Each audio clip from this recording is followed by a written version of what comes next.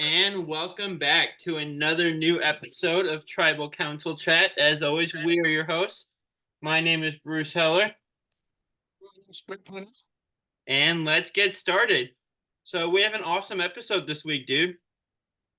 Shout out to my dad, Steve, who's listening to this when it airs. He came up with the theme for this episode a couple weeks ago, and it was such a great idea that we just threw it in right to the schedule before we get into 46. Do you want to give an intro, Bruce? Yeah, so this is our dumbest moves episode. So, we each came up with our countdown of the top 5 dumbest moves in show history, and a few honorable mentions, which I don't know if those are the same on each of our lists or not. Most likely not, because we have different lists. But this will be a fun episode. And one thing real quick that I noticed, just researching for this and reading and remembering some of the dumb moves in Survivor history, most of the moves that are on all of these lists are made by men, by the way. I never realized that before. I was going to say that at the beginning of mine. I don't know if this is in your case. It is in mine. But when I made my list, I looked at it after and I'm like, every single person on my list that made these moves is a man, including the honorable mentions. Yeah, same. And the only one I can think of that's just a colossally like may be on this list is Winners at War with Sandra and Denise, but even that's debatable whether it belongs in the same conversation as some of these other ones. I didn't So even think of that the one when I came up. shout out to the women of Survivor for being smarter than the guys, I guess, is what I got out of research for this. Yeah, definitely. Okay, so let's dive in. What is your number 5? You mentioned Winners at War. I'm going to go to Winners at War for number 5 here. Nice. And with someone who is one of the best players of all time, but made an extremely dumb move this season. That's Jeremy playing safety without power. Yeah, I kind of get it though. Like him and Sarah were kind of in that standoff. He'd been targeted a few times by then. Like it was I dumb in see hindsight, but I get it. I see why he played it. There's a rationale behind it, but in my view, you can play safety without power when you're in the like tied position to get 3 more days in the game.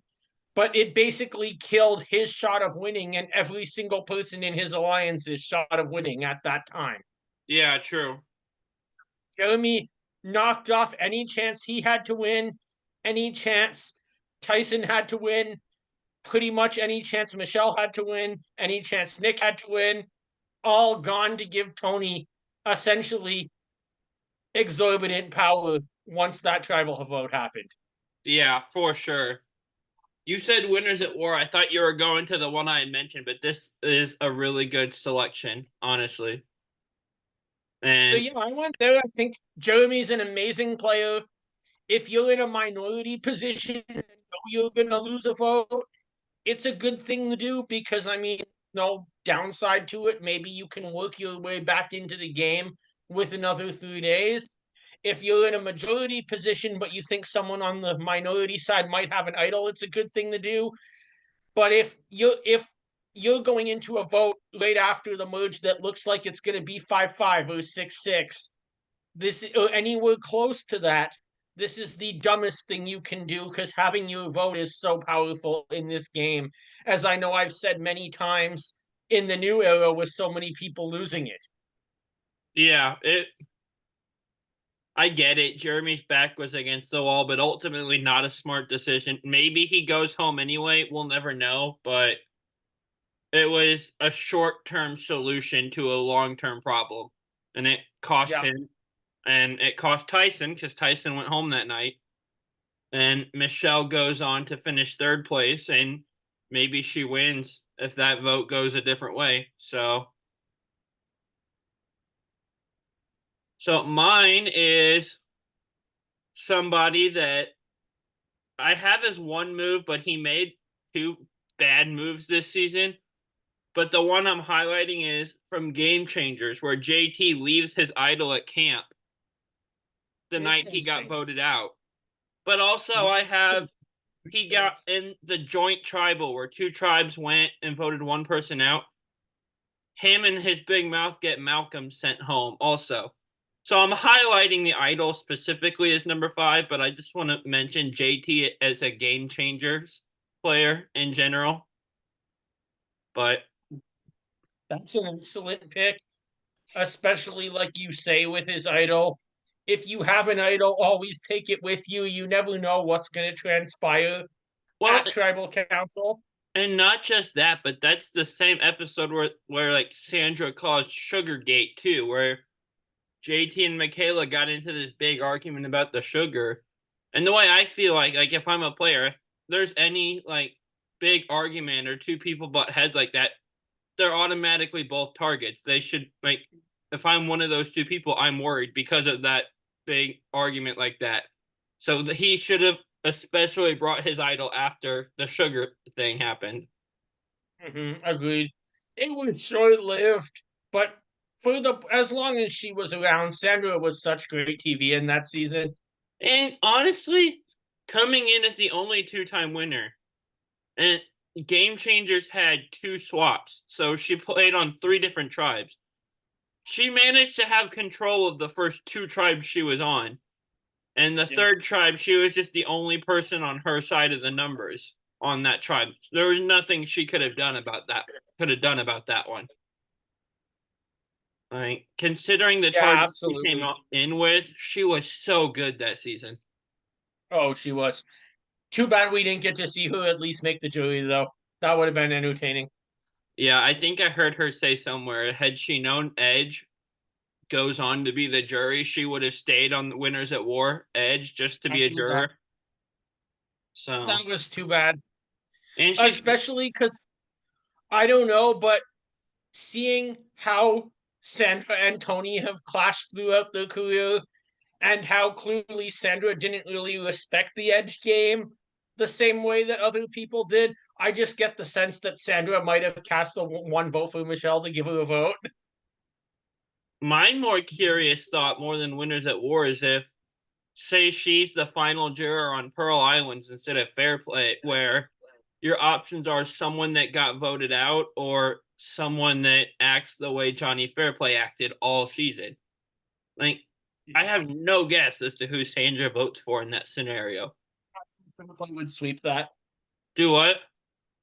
I think Fairplay would sweep the whole jury. I feel like he probably would, but also getting If Sandra to vote anybody for him would doesn't be a vote hard for task. him, if anyone doesn't vote for him, my guess would be it would be Rupert. Well, honestly, though, Lil got 1 vote anyway when she wasn't against the most hated person on the season. I feel like she No, probably gets that same vote if she is up that's against true. him. And then maybe Rupert and Sandra. Because, I mean, Sandra and Fairplay got along on almost nothing all season. So, Yeah. Anyway, we should get to number 4. yeah, what's your pick? We just talked about the location of Panama. I'm not going with Pearl Islands, but I'm going with All Stars, and that's Lex Vandenberg voting out Jerry. Oh, interesting. That's a good one. I Yeah, went with this one here because in Survivor, and in my opinion, what you know, especially pre-merge, will always be more valuable than what you don't know. And mhm. getting rid of Amber was just the safe shot, whatever Rob said, to bring your alliance one step further into the game and go in with numbers. And is it better to have numbers or to trust that Boston Rob will give you numbers of all people? Yeah, well, So that move I think definitely belongs on this list. I think it would have been interesting, but like I think say someone like Joey could have won that season if it's her, Lex, Kathy, Sheehan in the final 4. yeah. So, and you say Boston Rob of all people. To be fair, All Stars, like we didn't see a ton of him on Marquesas. All Stars was kind of where we learned that side of him. But I That mean, is very true. not just Jerry was one of someone from his alliance and from Mogo Mogo. Jerry would seem to be his number one all season to that point. So just a really baffling move. Obviously doesn't work out at all. And so Well, I mean, right after that, we cut to the next episode. I told you if I could take care of you, I will. I can't. And that's essentially how that move blows up in Lex's face. yeah. And to be like Rob had no jury management and was played kind of slimy that season, but that's true. If I'll take care of you if I can, why would you not stick with your alliance you've had all season and go Yeah, play with Mogo Mogo who's been together and you're the outsider? exactly. You didn't But I mean, actually promise him anything. You said if I can, and saying you can't in that scenario makes sense because there's no makes no sense for Rob to keep that deal. to an extent too, if we look at where the Final Four goes, Rob even almost does go against an alliance he had all season for one that came up when he and Amber play with the Saboga members of Rupert and Jenna, who joined their tribe as opposed to the original Shapira in Tom and Alicia. Yeah, and yeah, and Tom is one of the most bitter jurors about that with the fake handshake thing. So That he is. Big Tom is such a fun, happy guy on Survivor. Seeing like angry Big Tom as a juror was such a weird shift that I wasn't expecting the first time I watched that season. Difference between angry Big Tom and funny Big Tom and drunk Big Tom. They're all pretty much the same person. They're just like different flavors, I guess. But and so I'm realizing now my list is 1, 2, 4, 5. No, never mind. I had two twos. I thought I forgot one spot, but I have. Okay, so my number 4 is what I thought it was. I have going from Panama to Samoa in Heroes versus Villains. I have Tyson Apostle switching his vote to Parv pre-merge, and a tribal that ends with himself getting voted out. So what happened here, for those of you that haven't seen the season, you have Rob and you have the Russell Parvati side, and maybe and Danielle had joined them by that point. I know the two of them came first, and then Jerry. But Rob has a perfect plan all laid out. Here's how we guarantee either Russell or Parvati goes home. Part of that plan was Tyson voting for Russell. Russell convinces Tyson, no, vote for Parvati. I'm turning on her. Then plays an idol on Parvati, negating most of the votes. And Tyson gets sent home. All right, his own fault. It was a great move. Definitely belongs on this list. It's so funny to watch after Widow's at War now that like the Rob Parvati Tyson trio is kind of like one of the most iconic friendships in the game. Yeah, and But Ethan's a part of that now too, even though he wasn't yeah, in this Ethan as season. well. He wasn't on this season, so I didn't think of him when I was saying that. But yeah, absolutely. Um, but no, definitely one that I would put that's in contention here. And if you vote yourself out, I mean it's pretty dumb. Yeah.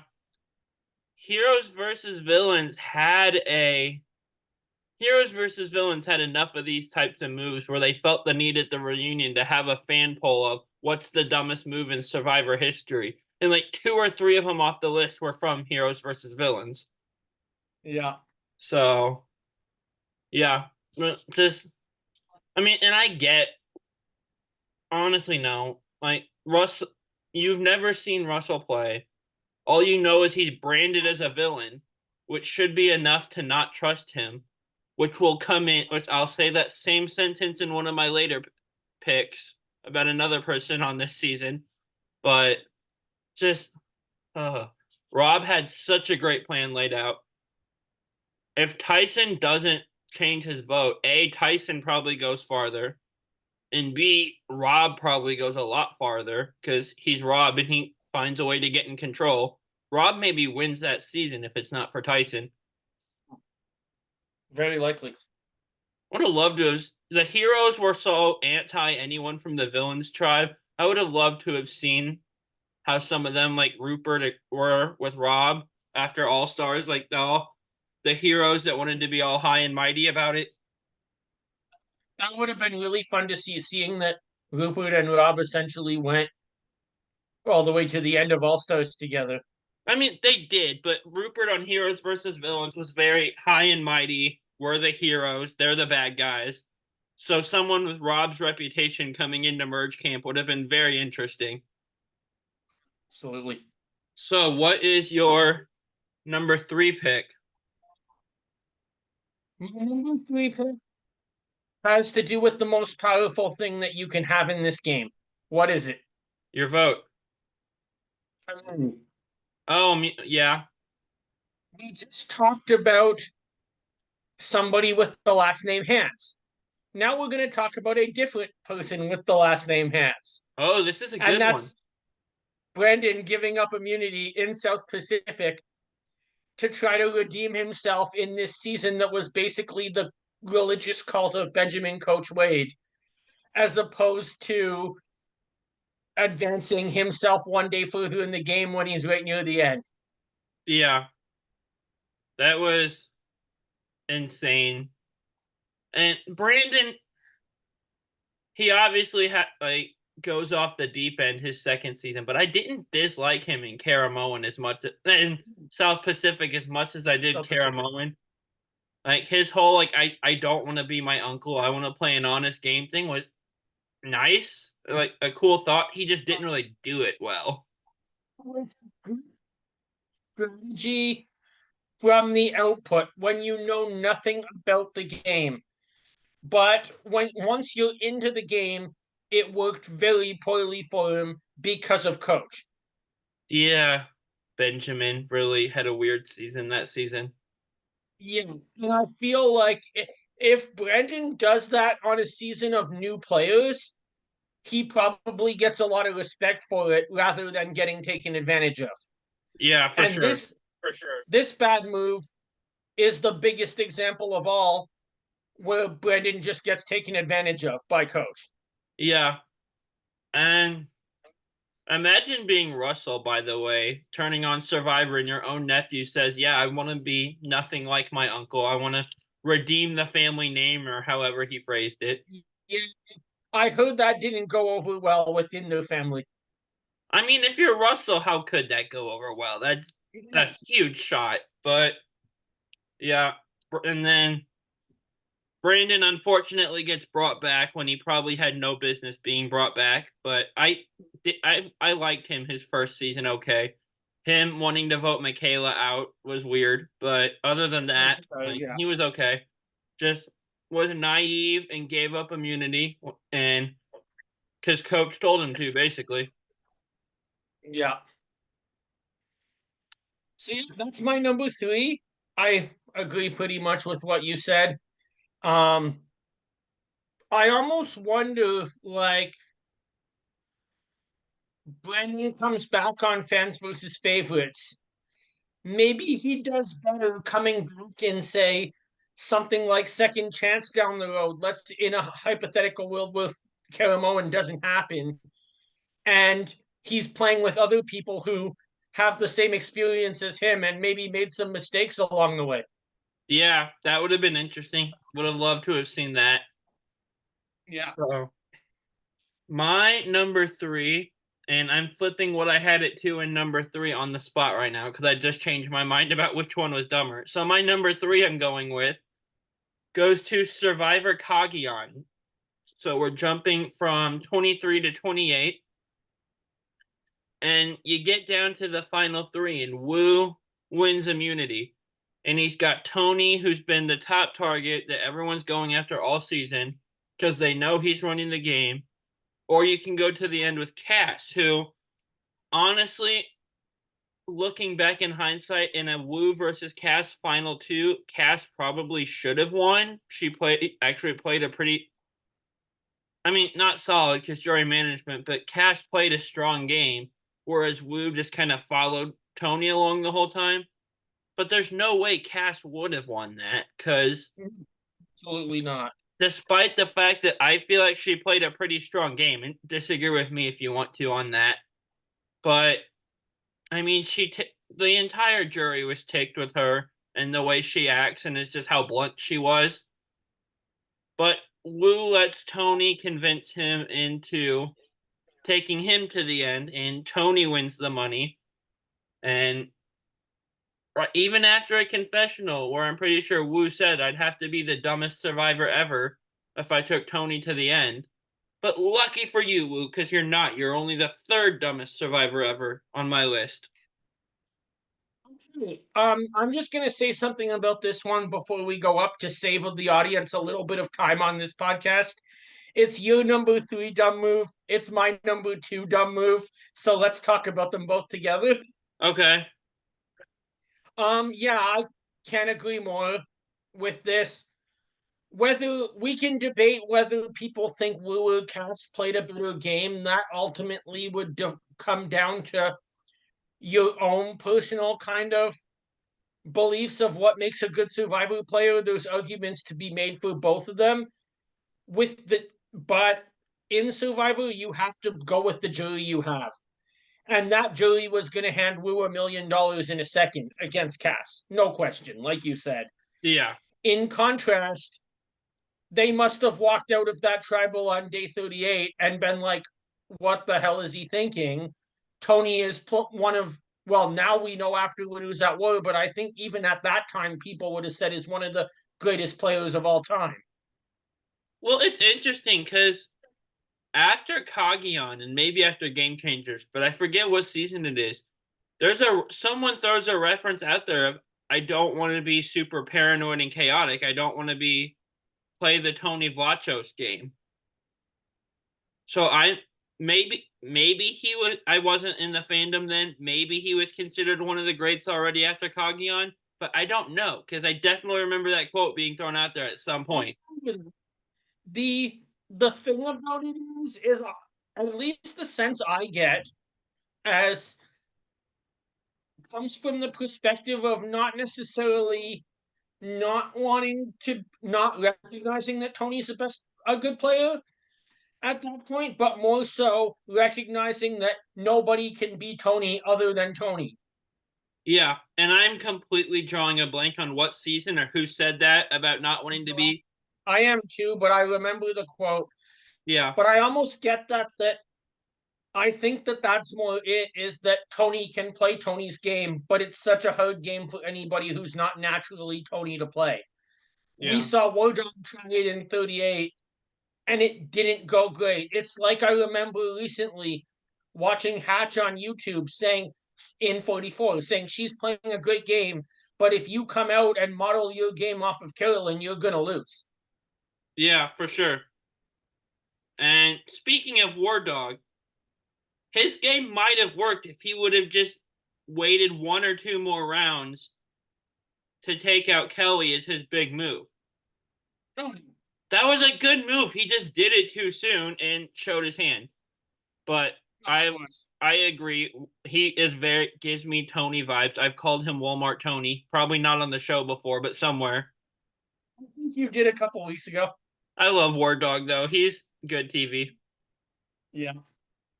And so you said this was your number 2. I will move on to my number My 2. number 2.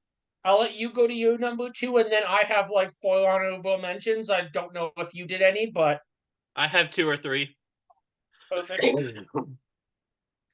My So go number ahead with your 2 number 2. comes from a season we've already talked about in Heroes versus Villains, and a player that has already been on my list. He's on it twice. And we have JT making another appearance on this list, who noticed at a pre-tribal challenge, just, hey, there's more girls over there. There must be a girls' alliance. Or maybe Proch said it or something. But he got this idea in his head. And like I said with Tyson, the only thing you know about Russell is that he has been branded a villain. You have no other information. Why would you give him the idol? JT writes a full, basically, love letter to Russell, giving him his idol, saying, play this, vote out one of the girls. I think vote out Parvati, save yourself. will work together at merge. There's a This point in complete between. stranger that you only thing you know about him is a villain, and JT just gift wraps him in idol that Russell ends up using. Well, Parvati ends up using to vote JT out. Yeah. Move from JT's part and from really the whole Heroes tribe for kind of working on it together. Like you have Colby asking Russell, "Are you going home tonight?" Um, but brilliant television and brilliant strategy from Russell and Parvati to really take control of the game that night. And credit JT on some level. I've said before, on that Heroes tribe, he and Amanda were kind of the only ones actually trying to play the game. It felt like a lot of the heroes, like Colby, for example, were just kind of there for the adventure and just to be there. So, like, JT was trying something. He was trying to play the game. It's just colossally stupid. And there's, like, some of these moves I've been able to defend and say, I get where they're coming from. I can't even do that here. Just. And JT made this list twice, so that's kind of impressive on his own. Yeah, that is impressive for five. And it could have been 3 times if I separated the two game changers between the Idol and the Malcolm thing, but I put them on there together. Yeah, good point. Gosh, how did he do so? Like, he must have been so likable on Token Chains. Or Fish is just that good strategically that he covered up how much of a bonehead JT is. Because Token Chains JT is a completely different player than any other version of him. I think a lot of it does have to do with Fishback because, like, as we see, there's some moments where, like, JT is kind of going down his the road of having an alliance with Coach for a while, but it just never pans out. Yeah, Fish kept him on the straight and narrow, and then gosh, Fish deserved at least one jury vote. Like the fact that he got shut out is crazy to me. Yeah, absolutely. But JT got a perfect game. No, jury vote sweep and no votes against him throughout the season. So good for Token Chains JT. Just the other versions of him are boneheads. Good TV though. Yeah. I like JT. He's a fun character.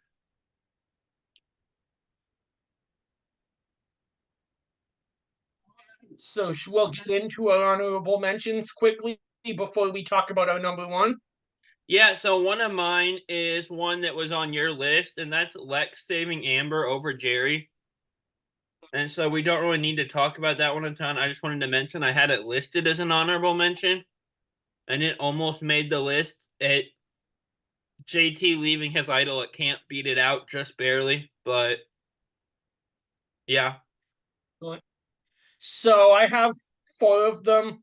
One of mine here. I'm going to start with one that I guess not everybody would be thinking of, but I wrote it down on my list. It's a move that didn't even happen in the game. So I don't really know if it counts. I thought I'd throw it onto my honorable mentions list. And that's Neil in Korong, clearly showing his bias as a juror. Yeah, that's interesting. I hadn't thought about that. And thus found himself, thanks to a twist, voted straight off of that jury, exactly like a. And I'm sure I'll talk about this when we do a twist episode in great detail, but I always say I really like that twist because it allowed Michelle to do a jury challenge like you would see in a court case and find the most biased person and throw them right off the jury. Yeah. And Neil, unlike everybody else, clearly displayed his opinion through his reactions at Tribal that gave Michelle her information to play that advantage correctly. Yeah, that's a good one. So the second of 3 that I have that I will mention, and this one I wasn't going to put on here, but since we already talked about one of mine, I'm adding this one, is Survivor China. James goes home with 2 idols in his pocket. And I wasn't even going to mention it because I get it. James was in a majority alliance. Him and Todd and Amanda and Denise had been voting together every time since Fei Long 1.0. James had no reason to believe he was going to go home here at all. It's dumb because you went home with 2 idols, but I probably would have done this same thing in that scenario and fallen victim to Amanda's ideas and Todd's greatness. So The one to bring up here, I didn't put it on my list either, as you could tell. Um, a lot of people put it almost at the top of their list when they talk about these kind of things online. that's My crazy. thought was that, but my thought behind it was, if the idol has to be played before the vote, it's just gameplay. It's really a crapshoot when you decide to play a hidden idol unless you know I'm going home tonight if I don't play it. So I didn't fault him as I don't even consider this a dumb move from James.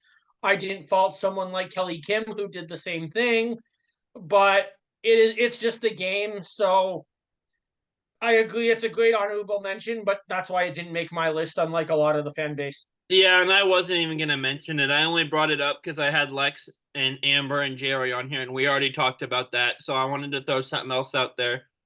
And also, when we had Todd Herzog on and him saying everything that went into that blind side and just the planning that the idea started at Amanda and the way he contributed to that. James didn't stand a chance against the two of them once they put their minds to him going home. Like they executed that so brilliantly. Yeah. So the next one I want to briefly talk about, I don't know if this is even a dumb bit of gameplay, but it's just stupid. And that's Jason in Survivor Micronesia actually believing the Eliza's effing stick. One of the best quotes we've ever got through this franchise. But how can you be so dumb to actually think that that stick is an immunity idol on a $20 million production, Jason? Well, he's Jason. Like that's pretty par for the course with everything else we saw from him that season. And I like Jason. He's a fun TV character, but that is absolutely him to a T.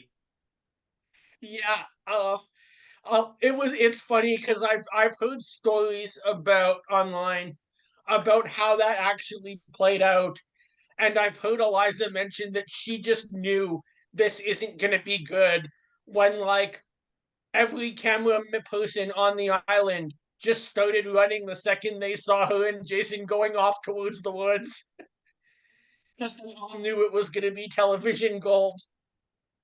Yeah, for sure. My next one, and this is the last one I have listed, goes to Survivor One World. And this is not a move made by a person to move. This is on my list, so I only have one more after this. This is kind of, again, par for the course with this tribe. The men's tribe on One World. What happens is they win immunity. And sorry, someone texted me. The men's tribe wins immunity, sending the women's tribe to tribal council. And then, for no reason that I can figure out still, the men just decide that they're going to go to tribal council instead of the women. By the way, Prope's face when they walk in is amazing. Yeah. But and the other thing is, I'm pretty sure the men deciding to go to tribal council had to be a unanimous vote amongst all of them. There was a one or two of those guys that knew if they went, it would be one of the two of them going. Why would you vote yet? All you have to do is vote no, and the women still go to tribal. Like, what was Yeah. this? I've got no idea. I mean, this is One World at its finest. There's a reason why Kim Spradlin runs the season from day one to day 39. She's the only non-recruited player, and it shows. Kim knows this game. Everybody else on this tribe is just like, why are you here? And choosing to go to tribal after you've already won immunity is a great pick for this list. It's I don't know why nobody agrees. I don't know why they do it, especially after the challenge. But I got one more question for you because this is something I had written down that I wanted to talk about here. If you are going to agree to go to do this, let's just say you've already voted to do it, it's going to happen.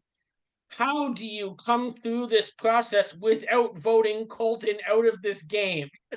Because for some reason they let him get control. Yeah. There is been Gosh. a lot of people in control over 45 seasons. Colton is the last person you want in control of your tribe in this show. And he tried to play that same game in Blood versus Water, and when he's playing with returnees, they weren't going to have it. So, Quit for the second time. also, a thought just occurred to me because when you said this is one world at its finest, you know what else this crazy, like stupid, bizarre move feels like? It feels like Gabon. This is something that would happen in Gabon and only Gabon, but somehow made it to one world. I mean, only these two seasons could something as dumb and slash entertaining as that happen. Yeah, absolutely. Gabon would be like, we want to vote out a guy who didn't even come to tribal council because he's canoeing in the middle of the African wilderness somewhere. And again, the thing that baffles me, Colton had a vendetta against, I believe, Bill at the time. Bill knows he's probably going home there. I think he does, if I remember right. All it had to be a unanimous vote to even go to tribal. Bill, why are you voting yes on this? That doesn't benefit you at all. Yeah, What are you doing? I don't get it. Gosh. And these are just the ones that didn't make the list too. We still have to get into our number one, which is just Yeah. another level. What's your last one of these? My last one for my honorable mention before we do number one comes from Kagian. When you go out to Survivor, you kind of agree that the concept of the game is that exactly what Jeff explained back in season one off the coast of Borneo. 16 Americans will live on a deserted island, and every 3 days, they'll vote one of them off until they get to one person, at which point that person will win $1 million. That's the general premises of Survivor, right? Yeah, This is not an open discussion, Garrett, to sit and talk about our feelings and who we want to get rid of tonight. It's a game of strategy. Play it. So he deserves a spot on this list. yeah, for sure. That's a good And pick. I will sit there and go like, as much as can at some point go like, how did Jatia just get rid of the rice? I mean, if I had to put up with Garrett making a complete mockery of the game and destroying the show, I would probably do the same thing as her just to have the tribe do something different other than sitting in the shelter and doing nothing. I still would have voted for Jatia no matter what after the rice thing. That was bad. Fair enough. I've met Jatia in real life. She's nice. Yeah. Well, and the first boot from that tribe, Ankagyan, David Sampson, his podcast, Nothing Personal, is really cool. He makes appearances on a podcast I like, the Dan Lebitard Show, also. So I knew of, like, I was a fan of his stuff before I knew he was on Survivor. So the fact that he was a first boot disappointed me. But Interesting. real quick on dumb moves, and I've this isn't heard of an him honorable. before. I, This, just just to throw something out quick now that you mentioned David, I have also heard of him before, but you're watching from the US. I'm watching from Canada. So his yeah. history with the Montreal Expos isn't, say, as popular as you found him down there. Yeah, well, I don't think he's super popular down in Miami with Marlins fans either, but he makes great content. And so real quick, this isn't one of my honorable mentions, but this is kind of a take I have that I feel like might be an unpopular opinion. Denise and Sandra in Winners at War. Sandra gets branded for a really dumb move there of giving Denise an idol that gets used to vote her out, and rightfully so. I just want to say real quick and get this opinion out there because it comes to my mind every time I see this mentioned. That was also a really dumb move by Denise to vote Sandra out because you had someone with Sandra that's wanting to work with you and wanting to be an ally. You vote that person out, and then from that point until she goes home at 5 or whatever it is, Denise struggles to find footing in the game and struggles to find an alliance she feels good with. Absolutely. What Denise did here is the perfect example of peaking too early. She wanted to make a big move thinking it would carry her to the end. But by the time she got to the end, nobody cared about the fact that she voted out Sandra because we still had Tony in this game. Yeah, it just Um, Denise I want to doesn't get comment enough on credit that. for how dumb that was. Because Yeah, I everyone points at agree. Sandra. I want to comment quickly on that move though, just before we continue, and get into our number ones, because I thought about that one too. I never put it on my list. I never even put it as an honorable mention for a reason, Same. and that's that nobody knew because production never explained it to the contestants really what the point of fire tokens were. And ultimately, they just fizzled away. But it could have been something huge at the end of the game. Like if you don't have 5 fire tokens, you're purged. Maybe I'm thinking something out of the challenge, but still, who knows? Yeah, So for sure. the idea of Sandra making this move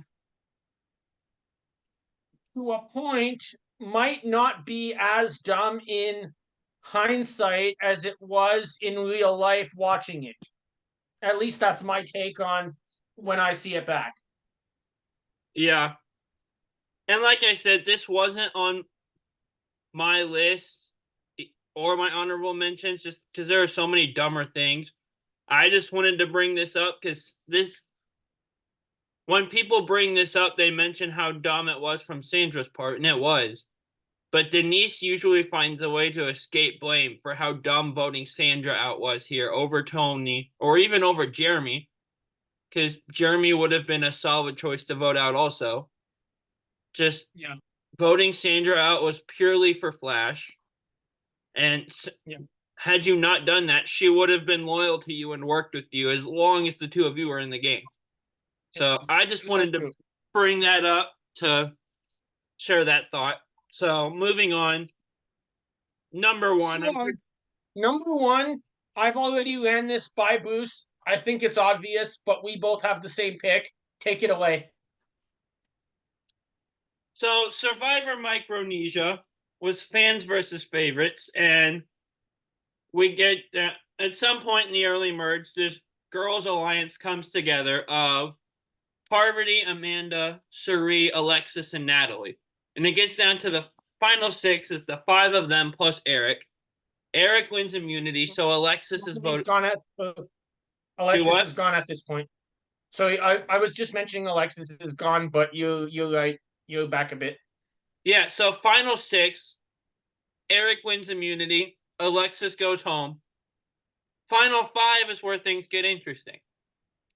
This group of girls that has been playing together the entire time, Eric's already very clearly the outsider. And then on top of that goes and tries to make conflicting deals with almost all of them. Think Parvati was at Exile Island. Wins immunity, so it seems like he escapes the trouble. But I mean, and if you're listening to a Survivor podcast, you know what happens here. You know the show well enough. But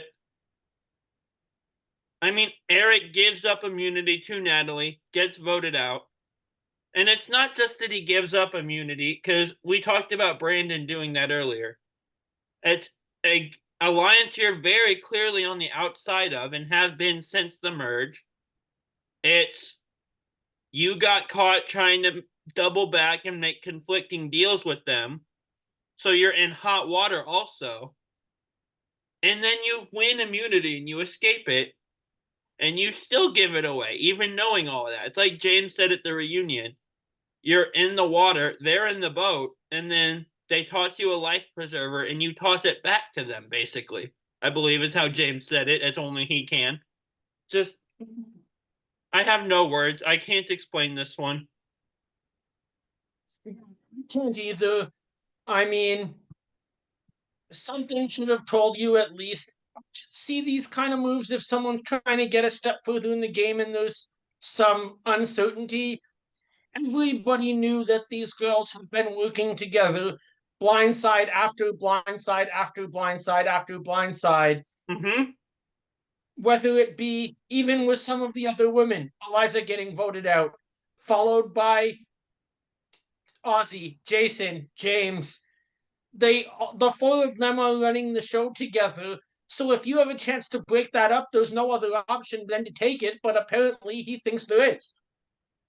Yeah, I see. Just the humorous side of my mind likes to watch this unfold and imagine Alexis watching it thinking, why couldn't you guys have come up with this plan to do this to him the round before so I could have stayed in? Literally. But it's like, I have no words for Eric. Just there were some like at least when Brandon did the same thing, like okay, he was on his like quest to be noble and restore the Hans name or whatever, and Coach was leaning into that way too heavily. It's just Eric is already outside of the numbers. Like you said, everyone knew they were, and then on top of that, gets them angry at him, and then still does this. It's mind-boggling. But It's, I think all of the other moves we've talked a bit about this is why it was dumb, but then followed it up with, I can see here's why X, Y, or Z did this. This one you can't. It's just stupid. yeah, and I will say there was a second one that I couldn't explain. That was JT with his idol, but this is next level. Like even JT giving Russell an idol for no reason comes nowhere close to this to me. I agree. Like when we That's why I decided said to, we just talk about it together as an open discussion because this was the first one on my list. I assume it was the first one on yours. so my thought process for making my list was we decided we were going to do this theme for this episode. My thought was, okay, Eric's number 1. I need to figure out the rest of my list. I had no idea what 2 through 4 was going to be, or that JT was going to be on here twice.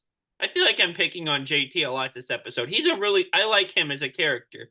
He just, it's hard not to pick on him when an episode like this, when he's done, played the way he has. But all I knew when we decided to do this episode is that Eric would be number 1, and it's not close. But Exactly. I agree. I do want to say, Anyway, you mentioned go ahead. Brandon Hance would have been cool for second chances, but they shoehorned him into Caramoan as a favorite just to bring him back. Eric all the way on that. He would have been such a good second chances storyline, and he would have gotten the fan vote. But they were so eager to bring him back and just to be able, basically, to be able to play the micro replay 1,000 more times. They But I like shoehorned that Eric into storyline fans that versus favorites when he would have been so good for second chances. he would have been. I like the storyline though that they had where it was like he played as a fan, he was running the game as a fan, he screwed up as a fan, and now he's back as a favorite. That was neat to see. Yeah, I almost feel bad. I think if I remember right, I've heard him say that he's either not a huge fan of the season of Caramoan or not a huge fan of how they edited it. But he unfortunately gets I think he'd have the view of the vast majority of the community for either one. he unfortunately in Caramoan still goes home at 5. This time no fault of his own. Really weird medevac. Like it I'm still not quite sure what happened there, but he might have been able to win that season, honestly. Can you imagine the like if he had that happen in micro and then came back and won his next season? That would have been Probst That would would have have been been great. that would have been up there with like how at every reunion Probst finds a way to mention that Suri got off the couch and Sierra voted her mom, and he mentions it way too many times. Eric winning after the colossal stupidity of micro would have been in that. Like those would have been the Oh, three things he mentions 1,000 times a year. absolutely. He All does right, that way too do you much, want by to the get way. into a line blindside first boot? You do your 3 first. All right. Just 1 second. Let me pull up my list.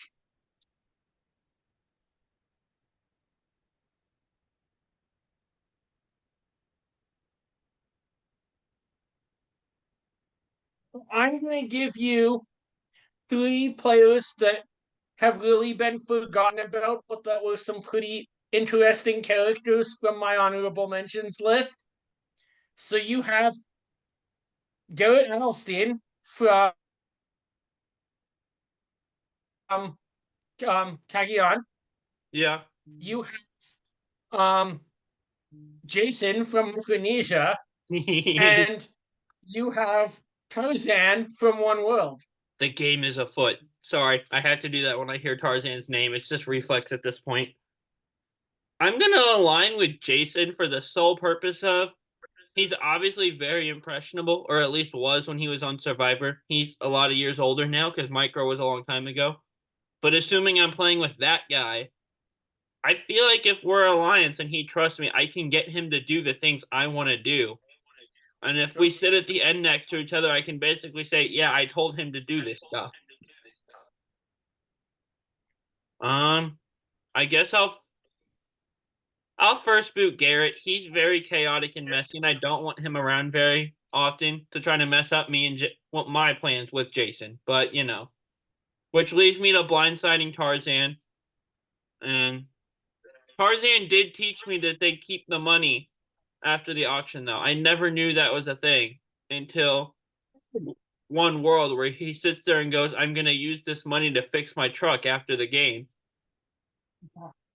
I I don't know. I just maybe assumed that that was a thing way back in Australia when Colby and Amber joked about not winning anything in the auction, but I guess it was just my natural assumption. I mean, Amber did win something. She won a pretty sweet glass of river water. Oh gosh. Okay, so your three are three people that kind of got the short end of the stick outside of their control, but because of other people being stupid and making dumb moves or doing dumb things, I guess. You've Nice. got Malcolm in reference to Game Changers. You've got, I was going to say Cass, but she doesn't win anyway, so really no effect. I'll say Kelly, War Dog voting her out. And I'll say Tyson off the year list, who got voted out because Jeremy made a dumb move. It's a good list. Um, I'm gonna go against your normally good philosophy here, and I'm gonna ally with Tyson. Nice. I think Tyson would really know the game, would be able to help you lead your alliance forward, and be somebody who might just be too big of a threat that you could take him out right at the end if you had to. But that also, if you're playing a better under the radar game, have a chance to win against him, especially considering he's already a winner. Yeah. That that leads me to blindside Kelly. Sorry. I Yeah. think that she'd be a very open-minded juror. Kelly really knows the game. She's made big moves herself and would be someone that if she was in that alliance I had, I could probably work well with. Leaving me to first boot Malcolm because I think he's the type of player that everybody really wishes won Yeah. and is kind of surprised that he didn't win one of his seasons. So coming in, past players and or fans of the game would probably really want to see Malcolm win if he was to come back. I totally agree. And real quick, not to make another All Stars reference, because I feel like every episode we get into All Stars references, and I don't want to annoy the audience with the fact that we basically relate everything back to a random season that's not either one of our favorites. But I can't take all the credit for the first boot, the winner strategy. I have to share that credit with the great Jenna Lewis, who did it all the way back in season 8. Yeah. But it is Good kind of point. impressive that we find a way to make every episode about All Stars somehow, by the way, because that's I not mean, either one of our favorite seasons. it's not even close to my favorite season, but it is the season that I've watched the most frequently ever since getting the DVD set of All Stars for Christmas back in like 2007. Yeah. So And I just finished I think I've rewatching it back in December and early January, so it's fresh on I my think mind. I've probably seen All Stars start to back about 25 times. Good Lord. That's impressive. By the way, if you do like our random All Stars references every week, go back and listen to our episode about All Stars. I believe it's called They're Back. So it's a fun episode. I don't remember everything we did on it, but it was fun to record. It was. Anyway, I this know this that's good. episode has been a fun episode too. Do you have anything else before we get out of here? You just like our Facebook page, follow us on Instagram, like and subscribe on YouTube. We're going to be putting out videos every Saturday. And coming up, if I look at the calendar, I know we don't have a date to record this yet, but I mean, 2 weeks from tonight is premiere night. So expect to see our last bit of 46 content before we get into the premiere and of a brand new season together. Yep. And with that, grab your torches and head back to camp. Bye, guys. Bye.